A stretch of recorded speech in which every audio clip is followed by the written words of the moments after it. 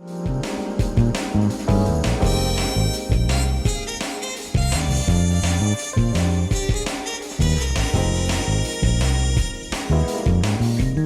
buenas tardes, ¿cómo les va? Empezamos una nueva emisión de Los Siete Locos. Bueno, voy a empezar por comentar algo. Quiero felicitar las autoras argentinas, las escritoras argentinas que están recibiendo tantos premios internacionales en los últimos años, en los últimos tiempos, desde el año pasado, ¿no? Hay muchos casos y ahora sigue porque la Feria del Libro de Frankfurt, en Alemania, tiene un premio muy especial porque es para autoras mujeres del África, del mundo árabe y de América Latina, traducidas al alemán. Se da todos los años, hay 12 candidatas y 3 son argentinas, así que las vamos a felicitar desde acá. Lucía Puenzo por su libro Los Invisibles, preciosa novela. De todos estos libros hemos hablado en el programa. María Gainza con El Nervio Óptico. María Gainza ya recibió el año pasado el premio de la Feria de Guadalajara, y ahora la Feria de Frankfurt. Y Carla Maliandi con La Habitación Alemana, un libro precioso que estuvo también acá Carla Maliandi en el programa. Las 3 están ternadas. Creo que en este mes se va a saber quién es el ganador. El premio es un premio en dinero y además la invitación a la Feria de Frankfurt. Usted sabe que todos los años se celebra en octubre. Es la feria del libro más grande del mundo. Yo no sé si este año se va a hacer la Feria de Frankfurt. Es probable en Alemania. Todavía no he visto noticias al respecto. Vamos a ver, ojalá se pueda hacer, ¿no? Nosotros tuvimos que suspender acá en la Argentina nuestra Feria del Libro. Hay 2 grandes ferias que son en octubre, la de Frankfurt en noviembre y la de Guadalajara. Todavía no hay novedades. Veremos si se pueden hacer esas ferias. Bueno, vamos a empezar hoy el programa charlando con un importante escritor argentino que todos ustedes conocen y ahí lo presentamos. Guillermo Martínez nació en Bahía Blanca, provincia de Buenos Aires, en 1962. Escritor y licenciado en matemática, es autor, entre otros títulos, de Acerca de Roederer, La muerte lenta de Luciana B. y Los crímenes de Alicia. Su novela Crímenes imperceptibles fue adaptada al cine por Alex de la Iglesia. ¿Cómo estás, Guillermo Martínez? Muy bien, todo bien por ahora, gracias. Encantado, Cristina, de estar otra vez en contacto con vos. Hace rato que no hablábamos, ¿eh? Así es, sí. ¿Cuándo sí. viniste por última vez al programa? ¿Cuando salió Los Crímenes de Alicia? Los crímenes de Alicia, posiblemente. No, después fui una vez más por la... ¿Te acordás cuando se hizo la asamblea de escritores, que también hablamos ahí? ¿Cómo no? La asamblea autoconvocada de escritores. Todos esos temas, ¿qué pasó? Quedaron ahí pendientes. Bueno, se suponía que aquello era para poner en pie la industria editorial, imagínate ahora. Así que vamos a ir a llorar juntos todos, no sé. ¿Cuántas cosas va a haber que rever, no? ¿Cuántas cosas cuando esto termine? ¿Cuántas cosas? Porque ahora se habla mucho de la crisis que es tremenda, de las editoriales, de las librerías. Sí. Pero el tema de los escritores no se habla tanto, ¿no es cierto? Y también la están pasando muy mal. Yo creo que sobre todo los que salían con novedades este año, ¿no es cierto? Para ellos fue fatal. Terrible. En mi caso, yo estoy escribiendo una novela, así que la verdad es que estoy en paz, en casa, incluso estoy trabajando más que antes, porque trabajo también sábados y domingos, todos los días son iguales ahora. Así que estoy avanzando más que nunca, tengo que decir, pero el panorama general de la industria cultural, que no son solamente las librerías, también la Feria del Libro, ¿no es cierto? Yo hablé con Oche Califa poco antes de que tuvieran que tomar la decisión de suspender la Feria del Libro, estaban desesperados, claro. ¿Cómo no van a estar desesperados? Acá hicimos un programa especial, yo no sé si lo viste, la feria no se rinde. Y organizamos con la Feria del Libro, con Osvaldo Quiroga, un programa. Claro, se hizo lo que se pudo, vi que muchas de las actividades estaban online. Pero ¿sabés lo que están haciendo, Guillermo? Están rescatando, que no es sencillo, viejísimas notas que se hicieron en la Feria del Libro, que bueno, Sí. ahora con la tecnología se pueden digitalizar y rescatar. Y el otro día me emocioné un montón, la semana pasada subieron una entrevista que yo le hice a Osvaldo Soriano en el año creo que 95, y bueno, ahora se puede escuchar en la web. Han rescatado notas de Bioy Casares, de un montón de autores, ¿no?, que ya no están. No, hay una cantidad de cosas que yo seguí haciendo, es decir, yo pude mantener mis talleres literarios, hablé con clubes de lectura de México, de Mar del Plata, acá en Buenos Aires, lecturas que se hicieron de varios escritores a la vez a través de Zoom. He visto que Entrevistas como está esta. anunciado, de paso lo decimos, un taller tuyo, si mal no recuerdo, un taller para escritores ya avanzados, con proyectos avanzados, o obra Bueno, publicada, no sé. yo tengo un taller anual que doy vía Entre Palabras, ¿no es cierto?, para gente de todo el país. Y ahora estoy dando, por ejemplo, una maestría en escritura creativa en la Universidad Católica en Perú. Ah, O sea, mira, hay, hay cosas, ese viaje yo lo tenía programado una semana después de que se cerraron los aeropuertos, digamos. Estuve a punto de quedarme en en Perú, Perú. digamos, varado. Todavía estarías Por ahí. suerte, sí, sí, por suerte las fechas coincidieron y no llegué a viajar, Ah, pero bueno, lo voy a dar online. Es decir, para el trabajo que hacemos nosotros de dar clases, talleres, seguimiento de novelas, realmente se puede hacer gran parte del trabajo todavía de esta forma, ¿no? Por Zoom, por Skype.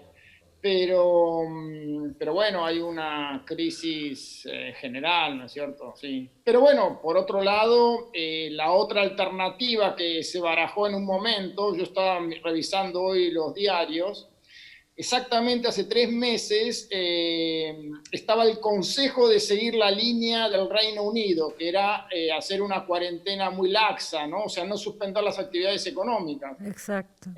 Ellos tenían 175 muertos en ese momento. Hoy están por empezar a salir con 42.000 muertos. O sea, en No, 3 meses 42.000 muertos tuvieron yo en creo Reino que no Unido. hay duda que Entonces, la decisión que se tomó era la correcta, no hay ninguna fue una duda. decisión, es la única que hay, digamos, si uno no quiere tener los cementerios explotados, ¿no? O sea, me parece que en ese sentido, bueno, hay que resistir y salir lo mejor posible con la mayor cantidad de gente viva. Me parece que eso es claro.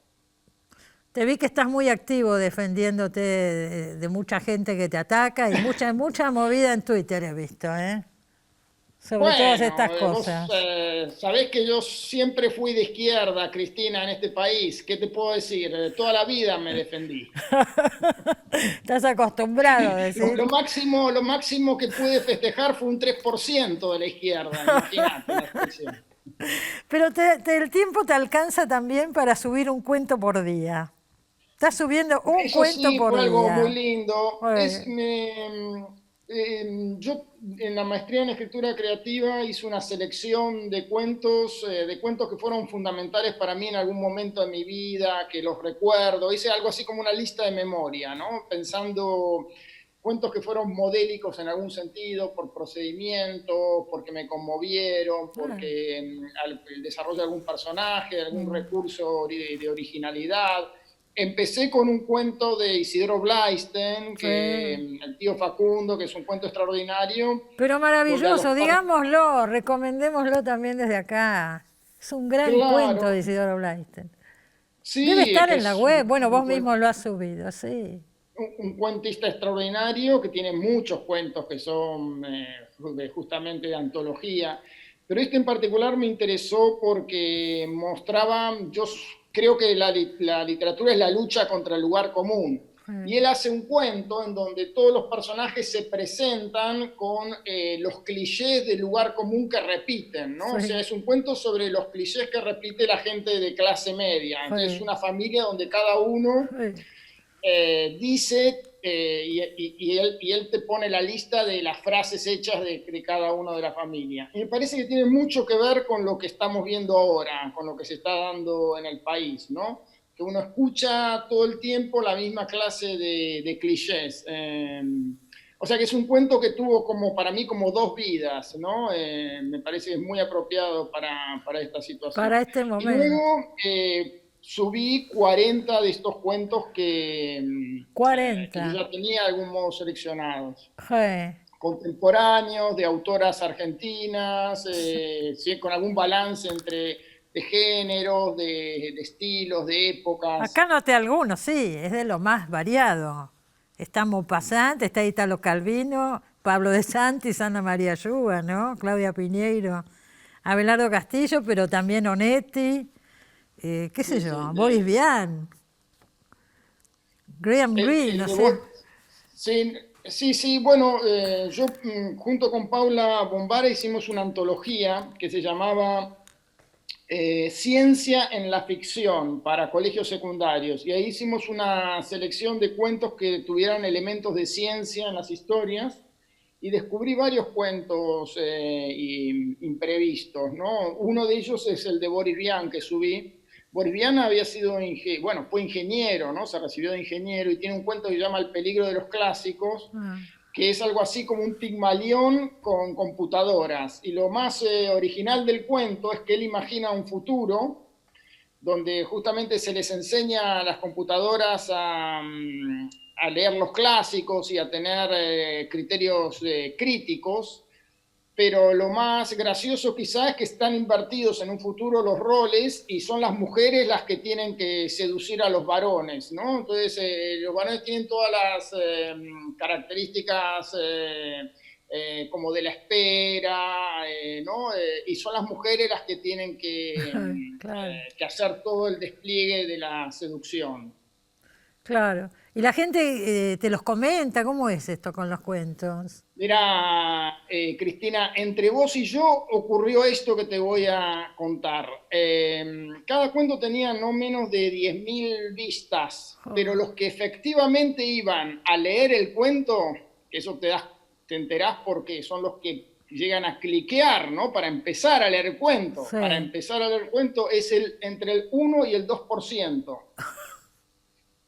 ¿No es cierto? Entonces eso también me hizo pensar mucho qué significa leer, ¿no? Toda esta especie de prensa a favor que tiene la literatura, que no siempre está acompañada de la lectura efectiva, ¿no?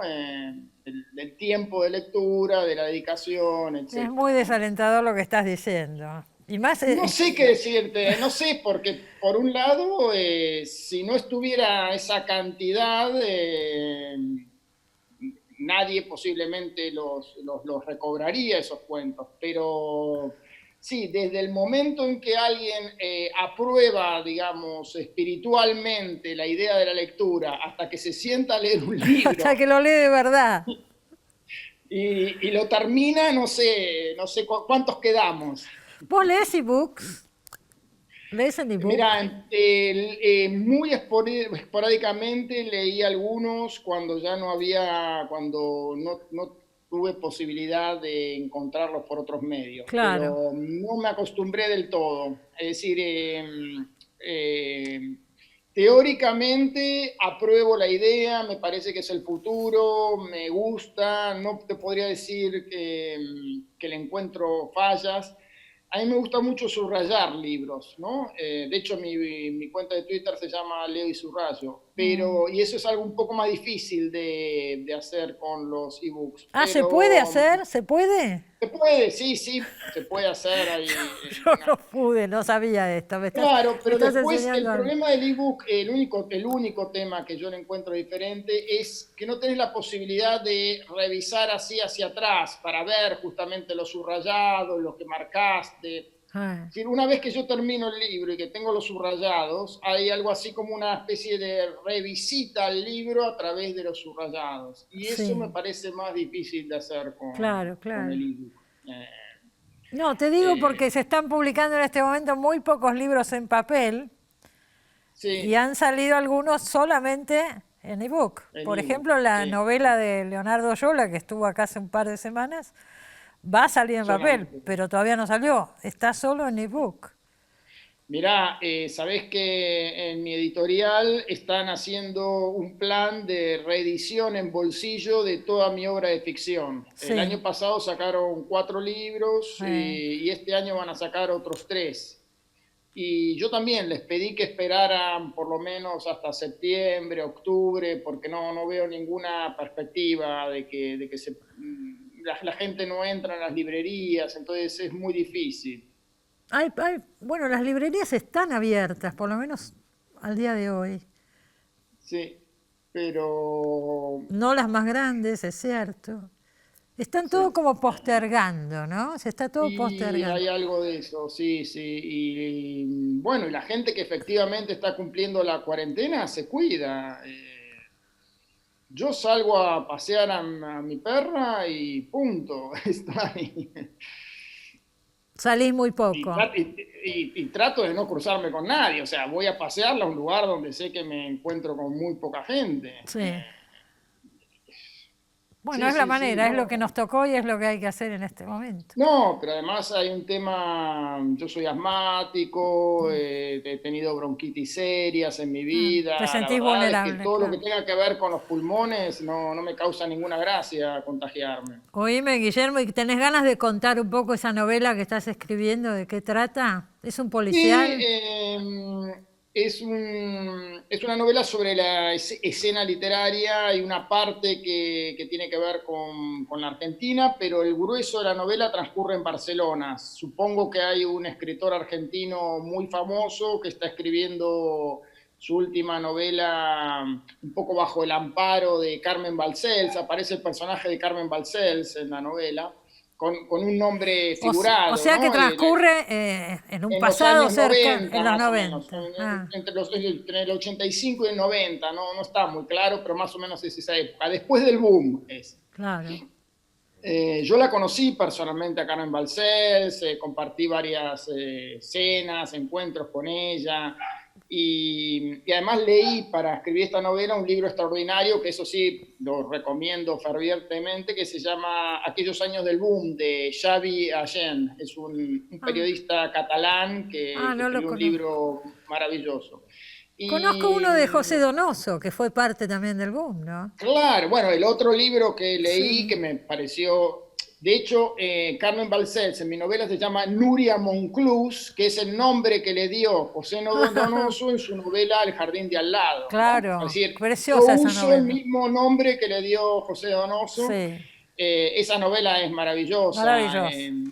Así Esa es que, de los 80, bueno, ¿no? mi novela ocurre después del boom, ¿no? O sea, el escritor argentino es un escritor que vino después del boom, pero algo de todo ese mundo todavía está flotando como fantasmas, digamos, ¿no? Sí. ¿Y Y bueno, hay algún sí, crimen? En la no- no, hay cierta intriga, eh, porque este escritor está escribiendo su última novela, la termina y tiene miedo de no poder llegar a publicarla. Entonces quiere que la lea un lector privilegiado. Entonces llaman a un joven crítico argentino ajá, que tiene algo así como la misión de develar un supuesto malentendido que hay alrededor de la obra de este escritor, ¿no? Entonces hay una intriga que tiene que ver con ajá. cómo se lee, la distancia que hay entre lo que los autores creemos que decimos y lo que los lectores luego entienden o los críticos entienden, Sí. etcétera. Bueno, Tiene que ver con ese mundo. Y hay en el medio también toda una cuestión amorosa, porque el escritor tiene una esposa, una hija, y este crítico joven queda como un poco enredado entre esas dos mujeres, ajá, en fin. Te diría que es de crítica literaria y romances, digamos. ajá. ¿Tiene como un clima de Henry James o me equivoco? Sí, totalmente. ¿Algo que Bueno, decir? el título es La última vez. Ajá. Vos viste que mi segunda novela se llamó La mujer del maestro, que tenía que ver con la elección Bueno, del la maestro. elección de Esta se Maíz. llama La última vez y tiene mucho que ver con un cuento de Henry James que se llama La próxima vez. De hecho, se Ajá. cita el cuento dentro de la novela. Es como tomar, Henry James escribió una colección extraordinaria de historias sobre la escena literaria y yo quisiera hacer 3, esta sería la segunda, ¿no? Es como una especie de serie de novelas sobre escritores. Claro. Bueno, de paso hemos recomendado, hemos citado grandes libros en esta charla, debo decirte, ¿eh? Grandes libros. Bueno, ¿Y cuándo saldrá el tuyo? No sabemos, el año que viene, si Dios mirá, quiere. si la cuarentena sigue, quizá lo termine este año, ¿qué te puedo Claro, decir? estás todo el día. ¿Quién te dice? Viste que se... No, que quizá el año que viene, supongo a fin del año que viene, no sé, Bueno, no... bueno, ¿qué apuro hay, no- digo? ¿Sacaste un libro el año pasado? Todavía... No, sí, seguro, estoy muy bien. Ahora acaba de publicarse Los Crímenes de Alicia en Alemania, le está yendo muy bien, y en enero del año próximo se publica la traducción al inglés que la hizo Alberto Mangel. ¡Qué Así que bien! muy contento con ¡Qué, eso. qué Sí, quedó bien! fantástica la traducción. Preciosa novela, la Impecable. hemos comentado acá. Hablando, recién yo Gracias. hablaba en el inicio del programa, la feria de Frankfurt no sabemos si se hace, ¿no es cierto? No se sabe Mirá, nada, tampoco habían Guadalajara. propuesto que se hiciera y muchos editoriales ¿No ya habían quieren? anticipado que no iban a ir, entonces Ah, estaba en duda, no sé cómo se definió, pero sí sé que mucha gente no iba a ir directamente, y creo que dentro de mi agencia, que es la agencia Balsés, tampoco querían ir. no tienen... Bueno, Y viste eso lo que que está el acaba de libro ocurrir. traducido al alemán, ¿no? Sí, igual viste que la Feria de Frankfurt no es tanto para escritores, es más bien para los agentes Y y los editores, sí. editores. Vaya a Pero saber bueno, qué pasa. viste lo que pasó con Djokovic ahora, ¿no? O sea, él se dedicó a organizar un torneo de tenis y se contagiaron todos, o sea, lo que ocurre con estos Evidentemente, viajes sí, dentro de Europa es que pueden llevar otra vez el virus a lugares sí, donde ya estaban sí, saliendo de la sí. cuarentena. No es tan sencillo salir, se está viendo eso ahora. Me parece que hay que salir, pero preservar las fronteras. Esa es la lógica en este momento. Para poder tener una vida normal, aunque sea dentro de tu país. Me parece que hay que lograr tener esas islas, ¿no? Como se hizo en el interior del país, que está funcionando. Claro. O sea, hay muchas ciudades del interior que ya no circula ahí el virus. Entonces, ahí sí puedes volver a la normalidad. Hay que encontrar la manera de hacer esas islas, ¿no? Claro. Pero no estos grandes hasta eventos internacionales no es el momento, no, me evidentemente. parece que no. La verdad, yo no iría a la Feria de Frankfurt. No, claro, claro. Uno puede pensar. Yo tenía una cantidad de viajes este año que obviamente todo cancelado y estoy tranquilo así. Por este supuesto. año prefiero quedarme acá. Pero es obvio, además, aunque quisieras ir, no hay chance de ir de todas maneras. No, Bueno, me pero tengo después que de ir. septiembre se supone que se iban a abrir los vuelos. Veremos. Ahora no sé, No ahora sabemos. con este pico que está escalando, no Sí, sé qué pasará. no lo sabemos. Me tengo que ir al corte. Me alegro mucho de verte, aunque sea desde acá, y que todo el público de Los Siete Locos te vea un ratito y cuentes Igualmente, en qué Cristina, andás. gracias. Una buena Gracias por noticia que acordarte. podemos comentar, entre tantas malas noticias, una buena, ahora que hay tanto tiempo y se puede leer, se está reeditando toda la obra de Agatha Christie, Guillermo, acá en la Argentina. También, sí. Sí. Hace unos años ya Planeta había hecho una reedición de muchos títulos Sí, me acuerdo. en MC. Y ahora otra vez. Ahora están claro, sacando. por un aniversario de ella, sí. Maravilloso. Así que es una buena oportunidad de releer algunos de los títulos. Bueno, espero que nos veamos pronto, Guillermo, ¿eh? Igualmente, Beso ojalá. grande. Hasta muy pronto. Hasta Beso grande. pronto. Enseguida volvemos, señores, no se vayan.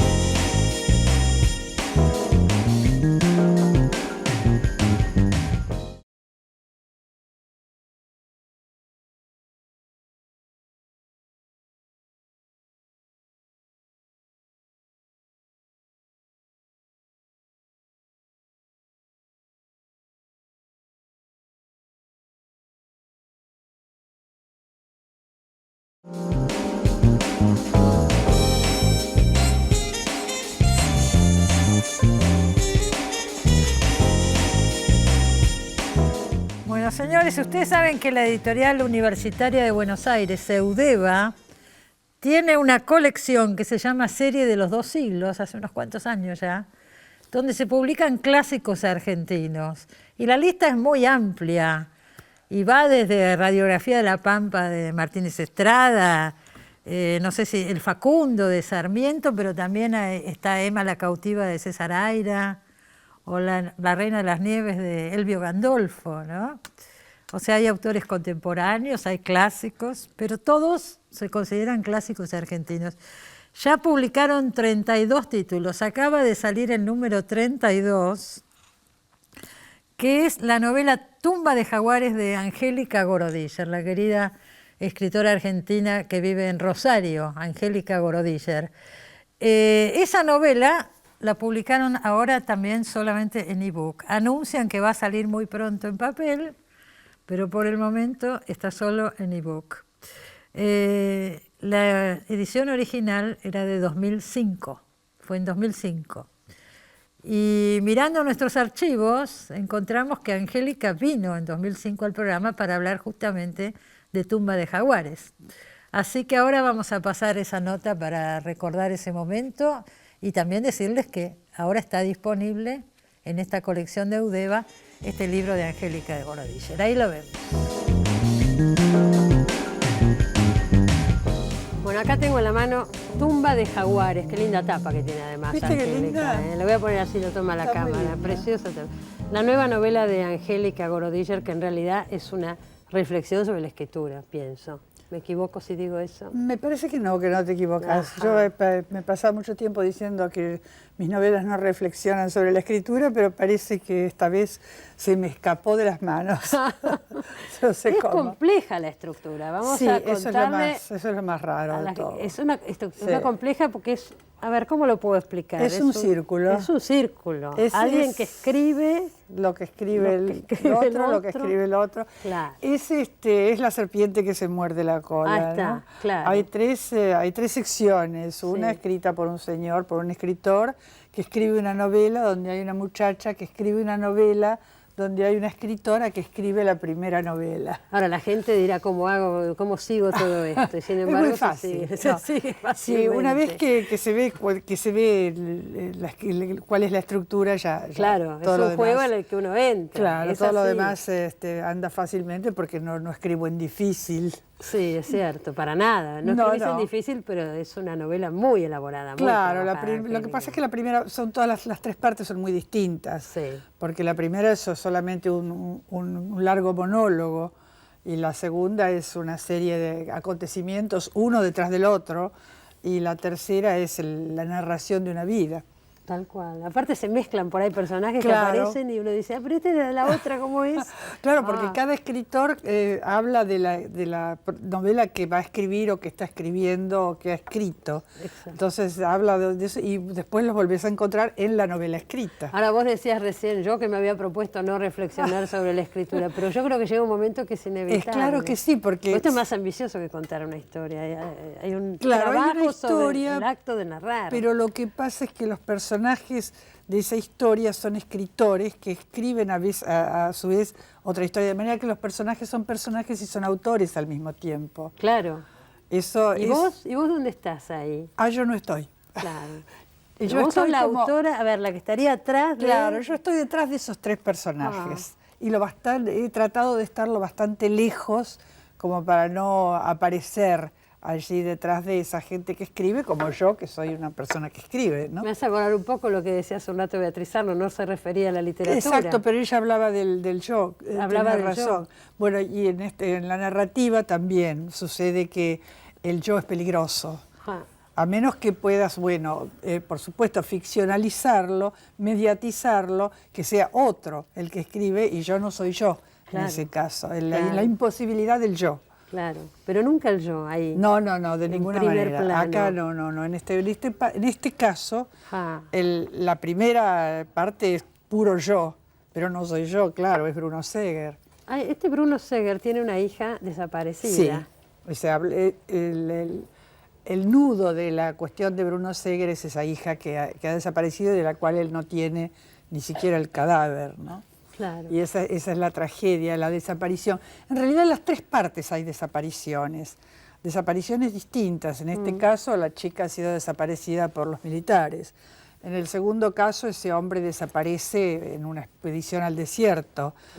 que desaparece y no desaparece. Y en el tercer caso, el marido de la escritora muere en un accidente de aviación, pero no muere. Pero no muere. Todo esto parece, pero no es. Claro, esas son las cosas que unen las tres partes de la novela. Claro. Yo leía el otro día, a raíz de que ibas a venir, estuve viendo algunas notas que te hicieron en estos días y me llamó la atención, a raíz de este personaje, de la chica desaparecida.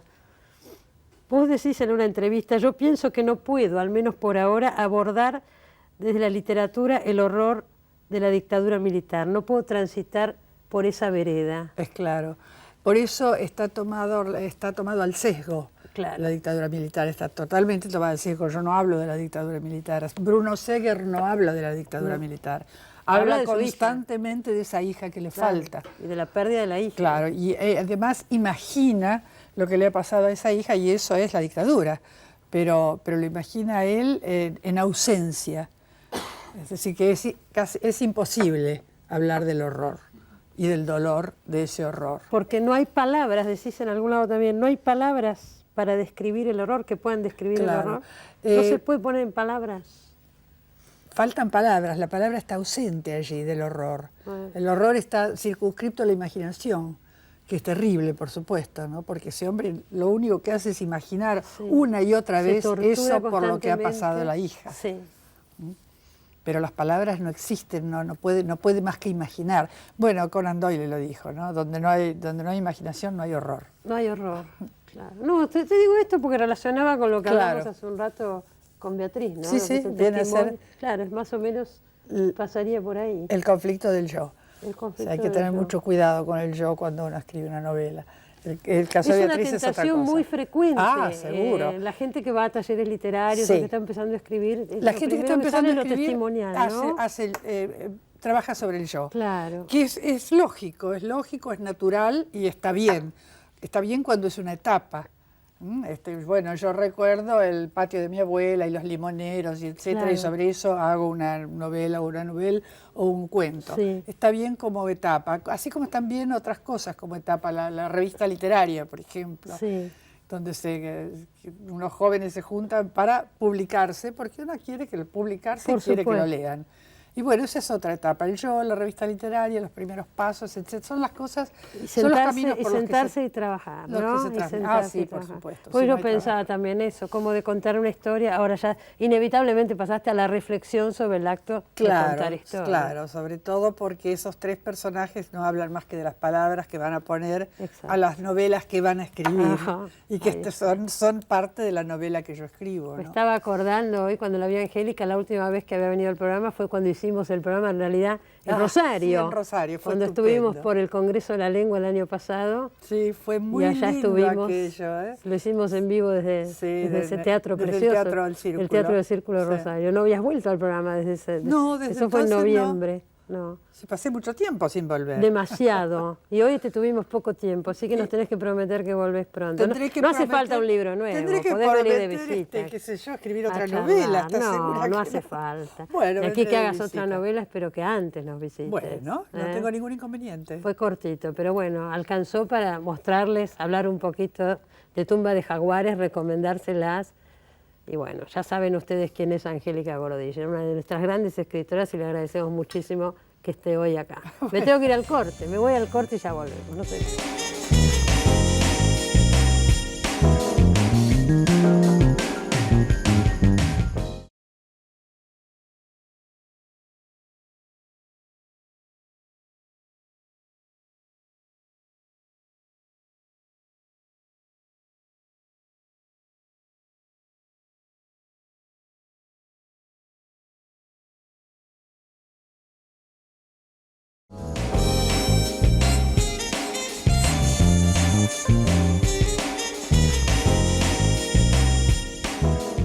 Señores, acá tengo en la mano República de la Impunidad, tercer libro, creo, del fiscal Federico Delgado. ¿Es así? ¿Es el tercer libro, Federico? Digamos que es el tercer libro en un formato no estrictamente académico, sí. Ah, hay otros académicos. Nos estamos conociendo en este momento. Es la primera vez que viene al programa, si esto es venir al programa. Es la primera vez que está con nosotros Federico Delgado. ¿Sí? Tercer libro, por lo que yo sé. Es así, es así. Un placer para mí estar ahí con vos. y un placer que me dediques un rato a analizar mi último texto. A charlar de la impunidad. Vos decís que la Argentina tiene una tradición republicana muy fuerte y que por diversos motivos del cual todos somos culpables, según decís vos en tu libro, la hemos perdido o la estamos perdiendo. Eso es la República de la Impunidad. Sí, tenemos sobre nuestros hombros un mandato de nuestros padres fundadores de fundar una república. Fundar una república supone un espacio de libertad y de igualdad relativa en el que todos podamos vivir organizados en base a derechos y vivir bajo el gobierno de la ley. Me parece que por cosas que pasaron durante mucho tiempo, nosotros fuimos construyendo socialmente el paradigma de la impunidad, que tiene que ver básicamente con que en general las faltas no carecen de algún tipo de rendición de cuentas o de castigo.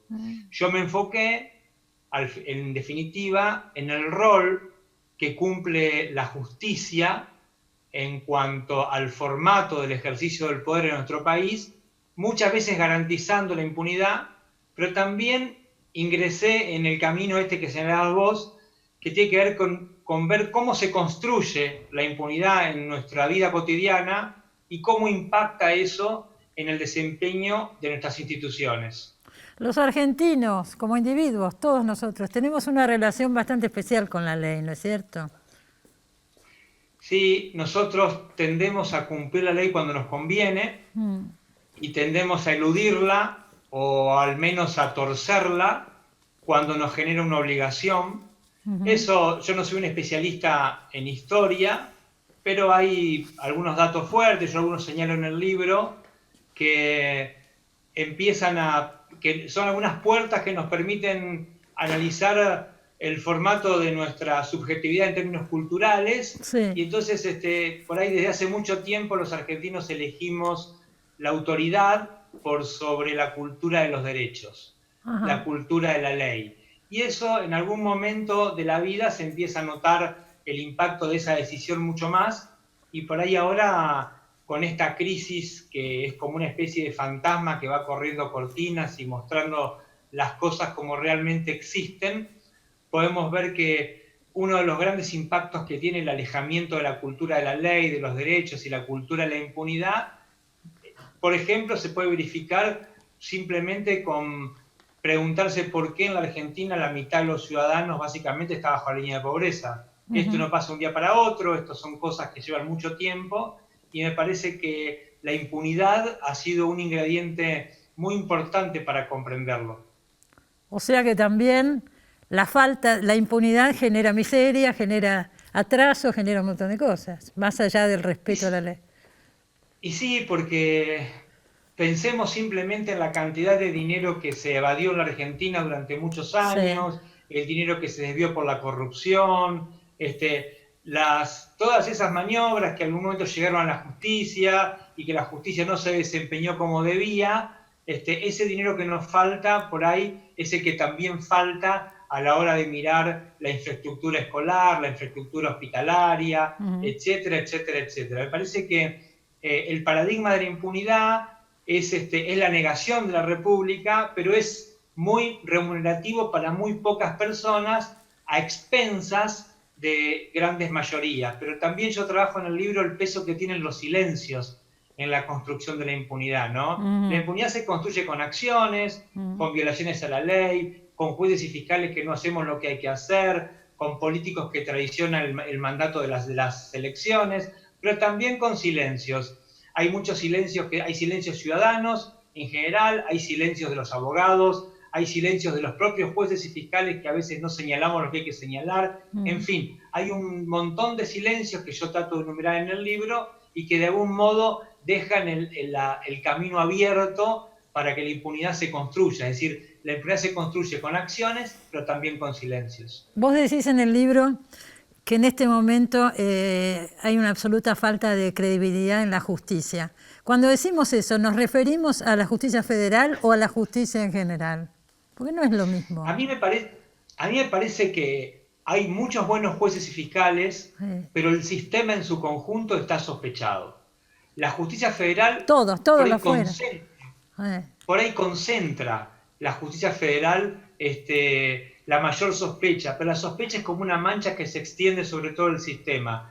Yo en el libro cuento algunos casos que a propósito no son de la justicia federal y básicamente pasa que muchas veces los jueces leen sus sentencias en los juicios orales y se tienen que ir corriendo. Y por ahí la sentencia es legal, por ahí el proceso fue legal, pero la sociedad percibe que eso no es justo. Porque el drama por ahí más ontológico que tenemos los argentinos es que hemos separado la ley de la justicia. Esto tiene que ver con que la ley ha sido despojada de los componentes morales que indudablemente tiene la ley como instrumento que dimana de la interacción ciudadana y que hacen los legisladores, pero digamos, articulando un montón de acciones y de emociones y de valores ciudadanos. Cuando la ley se la despoja de todos esos valores, de toda esa ética, se transforma en una herramienta despojada de cualquier tipo de sentido social. Entonces uno puede aplicar esa ley flaca, digamos, y la solución puede ser legal, pero no se percibe como justa, porque se divorcia la ley de la justicia. Entonces eso hace que el sistema en su conjunto esté sospechado, entre otras cosas porque las personas, digamos, los jueces y fiscales hemos perdido el único capital que tenemos.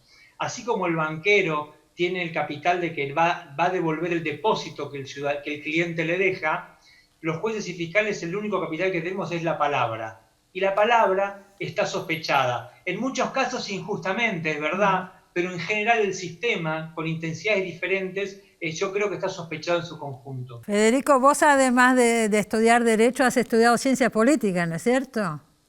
Así es, yo estudié Ciencia Política, Sí. también en la Universidad de Buenos Aires, y me parece que, y trato siempre, con este libro más que quizá que ninguno, tratar de combinar la cuestión más artesanal de la abogacía, de la relación entre las reglas, de cómo funcionan las reglas, con una mirada que tiene que ver más con la filosofía política y con comprender por qué algunas sociedades, por ejemplo la nuestra, ha desarrollado un sistema de poder, de circulación de poder que Guillermo O'Donnell llamaba corporativismo anárquico y que básicamente supone que el Estado aparece alejado de la sociedad. El Estado somos nosotros, somos los ciudadanos, pero nosotros hemos desarrollado un sistema en el que algunos intereses circulan, representados generalmente por las mismas personas o las mismas agrupaciones, y eso parece que fuera algo que está separado de la sociedad. La justicia integra ese corporativismo anárquico y me parece que ese es el resultado final de la construcción social de la impunidad, ¿no? Permitir que lo que es la energía social, lo que son nuestros intereses, nuestros valores, en el acto electoral sea delegado en un conjunto de personas y que después no hay casi mecanismo de rendición de cuentas más allá que otras elecciones, que es muy importante, sí, pero no es el único. Y a mí me parece que ahí, en esa expropiación que existe entre lo que son las instituciones y los intereses ciudadanos, ahí me parece que hay un hiato por el en el que la impunidad se coló y permitió que desarrollemos un formato del ejercicio del poder político que es bastante trágico en términos generales, porque los jubilados cada vez ganan menos, cada vez hay más pobres, cada vez se puede acceder menos a la vivienda, los hospitales son peores, los colegios también. Entonces me parece que hay indicadores muy fuertes de que hay algo que funciona mal, sí, y la justicia tiene un rol muy importante, porque al final, en muchas ocasiones, es la que garantiza que al crimen no pague. Señores, República de la Impunidad se llama, ¿eh? Es el tercer libro, no académico, lo aclaró, de Federico Delgado. Muchísimas gracias, Federico, por estar en esta charla en el programa. Un gusto para mí haber estado con vos. Muchas gracias, de verdad. Cuando termine todo esto, puedes venir un día al piso y charlamos acá, que me gusta muchísimo más, ¿eh? Hacer las entrevistas. Ojalá. Ojalá sea pronto, ¿no? Ojalá ya que estoy sea. apuntado para eso, ojalá. Bueno, dale. Te pongo en la lista. Gracias. Gracias. Nos vamos a un corte, ya volvemos.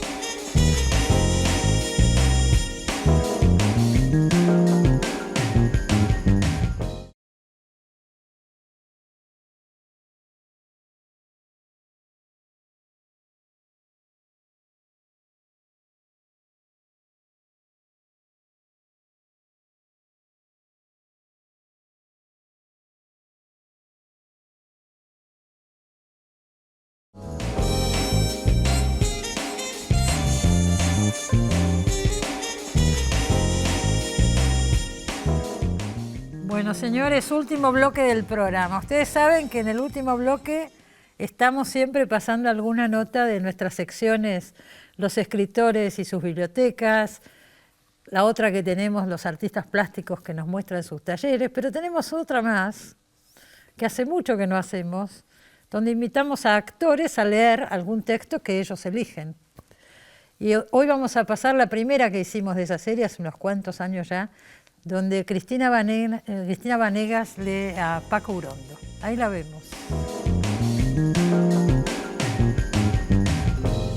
Elegí un poema de Francisco Urondo porque, bueno, tuve el honor de ser su amiga, porque este año se cumplen 30 años de su trágica muerte y porque era un gran poeta. El poema se llama La pura verdad. Si ustedes lo permiten, prefiero seguir viviendo. Después de todo y de pensarlo bien, no tengo motivos para quejarme o protestar. Siempre he vivido en la gloria. Nada importante me ha faltado. Es cierto que nunca quise imposibles, enamorado de las cosas de este mundo, con inconsciencia y dolor y miedo y apremio. Muy de cerca he conocido la imperdonable alegría. Tuve sueños espantosos y buenos amores, ligeros y culpables. Me avergüenza haberme cubierto de pretensiones, una gallina torpe, melancólica, débil, poco interesante, un abanico de plumas que el viento desprecia, caminito que el tiempo ha borrado. Los impulsos mordieron mi juventud y ahora, sin darme cuenta, voy iniciando una madurez equilibrada, capaz de enloquecer a cualquiera. Mis errores han sido olvidados definitivamente.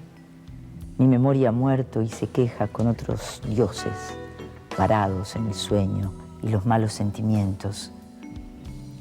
El perecedero, el sucio, el futuro, supo acobardarme, pero lo he derrotado. Para siempre sé que futuro y memoria se vengarán algún día.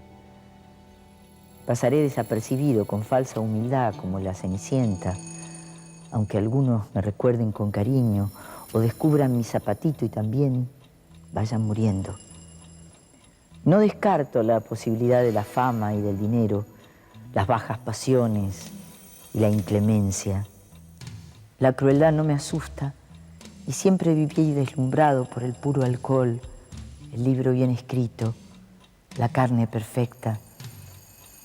Suelo confiar en mis fuerzas y en mi salud y en mi destino y en la buena suerte. Sé que llegaré a ver la revolución, el salto temido y acariciado, golpeando a la puerta de nuestra desidia. Estoy seguro de llegar a vivir en el corazón de una palabra, compartir este calor, esta fatalidad que quieta no sirve y se corrompe. Puedo hablar y escuchar la luz y el color de la piel amada y enemiga y cercana, tocar el sueño y la impureza, nacer con cada temblor gastado en la huida, tropiezos heridos de muerte, esperanza y dolor y cansancio y ganas, estar hablando, sostener esta victoria, este puño, saludar, despedirme, sin jactancias. Puedo decir que la vida es lo mejor que conozco. Bueno, ya nos estamos despidiendo, pero les comento que increíblemente en este momento, en medio de la pandemia, se inauguró un nuevo centro cultural importante en la ciudad de Buenos Aires. Es la Fundación Andreani, estaba en obra ya hace rato y decidieron inaugurar de manera virtual hace unos días. Queda en la calle Pedro de Mendoza, en La Boca, frente al Riachuelo, en la misma cuadra de la Fundación Proa. Es un precioso edificio que ideó y diagramó Clorindo Testa. Por eso les digo, hace unos años que se venía con esto y decidieron, pese a todo, inaugurar. Se inauguró el otro día virtualmente con un video y con presentación de artistas, y anuncian que a partir de ahora va a haber 2 muestras y un montón de actividades que piensan programar en la web. Están cambiando mucho las cosas, señores, y tratamos desde acá contarles más o menos el panorama cultural en este momento tan difícil que estamos viendo todos, y todo lo relacionado con la cultura muy especialmente. Bueno, nos vemos el sábado que viene. Que pasen una buena semana. Chao.